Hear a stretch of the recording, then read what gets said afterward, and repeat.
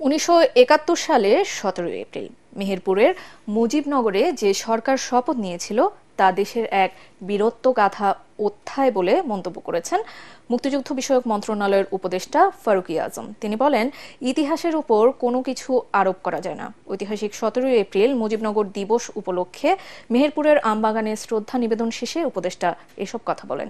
সেই দিনটি স্মরণ করে রাখতে সূর্যোদয়ের সাথে সাথে মুজিবনগর আমবাগানে জাতীয় পতাকা উত্তোলন, গার্ড অব অনার গ্রহণ এবং স্মৃতিসৌধে পুষ্পার্ঘ্য অর্পণ করেন তিনি।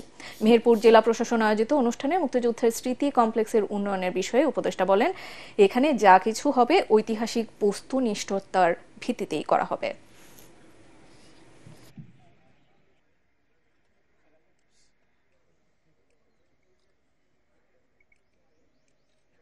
এখনকার নির্বাচিত যে আমাদের নেতৃবৃন্দরা ছিলেন তারাই তো এই অবশ্যই সাংবিধানিক সরকার, কারণ এটা আন্তর্জাতিকভাবেও স্বীকৃত সাংবিধানিক সরকার। এটা আমাদের মুক্তিযুদ্ধকে সুসংগঠিত করেছে, মুক্তিযুদ্ধকে পরিচালিত করেছে এবং আন্তর্জাতিক বিশ্বের সাথেও সংযোগ স্থাপন করেছে কর্তৃপক্ষ হিসেবে। একটা মুক্তিযুদ্ধের তো একটা কর্তৃপক্ষ লাগে। মুক্তিযুদ্ধের সামরিক নেতৃত্ব আলাদা জিনিস, ভিন্ন জিনিস, কিন্তু মুক্তিযুদ্ধের রাজনৈতিক নেতৃত্ব তো এটাই ছিল।